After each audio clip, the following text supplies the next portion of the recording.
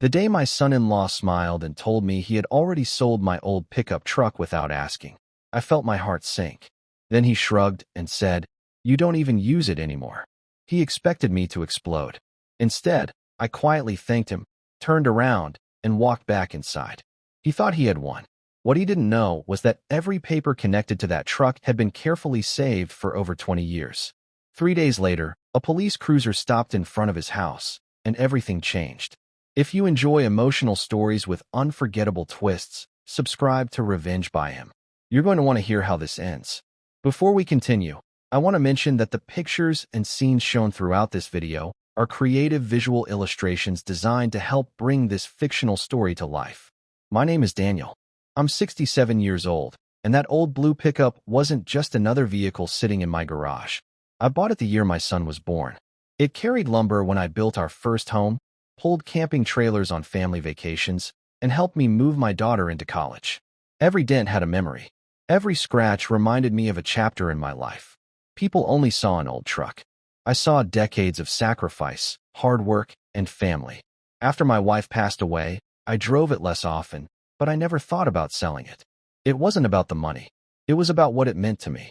My daughter, Emily, understood that once. At least I thought she did. Then she married Ryan.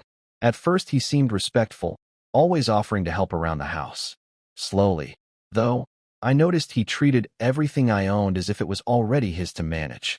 I ignored those warning signs because I wanted peace inside the family. Looking back now, I realized that silence often invites disrespect.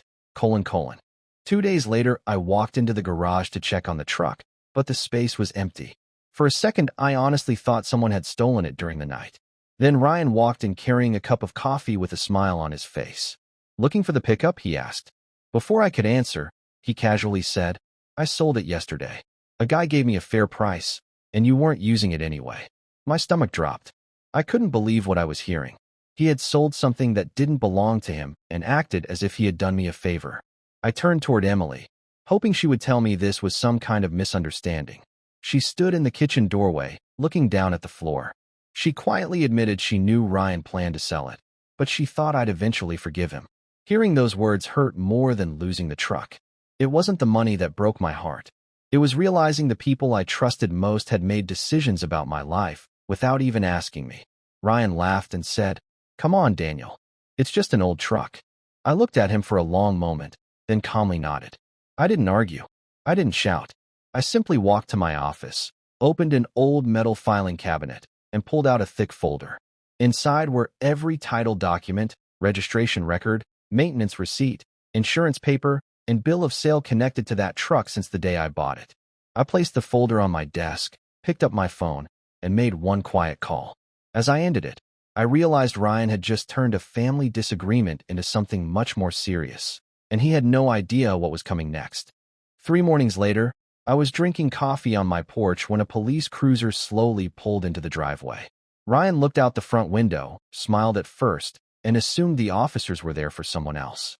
That smile disappeared the moment they knocked on the door and asked to speak with him. I stayed where I was, not because I wanted to watch him suffer, but because I knew the truth was finally catching up with him. One of the officers calmly explained that a report had been filed regarding the unauthorized sale of a vehicle. Ryan immediately tried to laugh it off. "It was my father-in-law's truck," he said. "We're family." The officer didn't argue. He simply asked one question. "Did your name appear on the title?" Ryan's face went completely blank. He couldn't answer because he already knew the truth.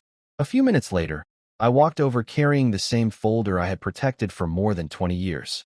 Inside were the original title, purchase agreement, registration records, insurance documents, and every receipt proving uninterrupted ownership. The officer carefully looked through each page before handing the folder back to me. He thanked me for keeping such complete records and then turned back toward Ryan. Emily started crying as she realized this had gone far beyond a simple family mistake. Ryan finally understood that good intentions, or excuses, could never replace legal ownership. Watching him stand there in silence didn't make me feel victorious. It made me wonder how respect had disappeared so easily inside the family I had spent my whole life trying to protect. The hardest conversation was still waiting, and none of us were ready for what would happen after the officers finished speaking. After the officers finished speaking with Ryan, they explained that the truck's buyer had already been contacted and the sale would be investigated because the vehicle had been sold without the legal owner's authorization. Ryan stood there speechless. The confidence he had shown just a few days earlier was completely gone. He looked at me and quietly said, "Daniel, I never thought it would go this far." I answered honestly, "Neither did I. If you had simply asked me, none of this would have happened." Emily walked over with tears in her eyes and apologized for staying silent when she knew Ryan was making the wrong decision. She admitted she was afraid of starting an argument, but her silence had only made the situation worse. Hearing that hurt, yet it also reminded me how easily families can fall apart when people stop having honest conversations. I forgave them, but I also made one thing clear. Trust is rebuilt through actions, not promises. Before we finish, I want to mention that every picture and scene you've seen in this video is a creative visual illustration created to help bring this fictional story to life and make every emotional moment easier to imagine. That old pickup eventually came back home, but what mattered most wasn't getting the truck back. It was getting my family to understand that respect should never be replaced by assumptions. Love doesn't give us permission to take what belongs to someone else. Real family asks, listens, and respects boundaries. If this story made you think, tell me in the comments what you would have done in my place. Share this video with someone who believes respect is more valuable than money. And if you enjoy emotional stories with unforgettable twists and powerful life lessons, subscribe to Revenge by Him. Until next time, remember this: people who respect your belongings usually respect your heart too.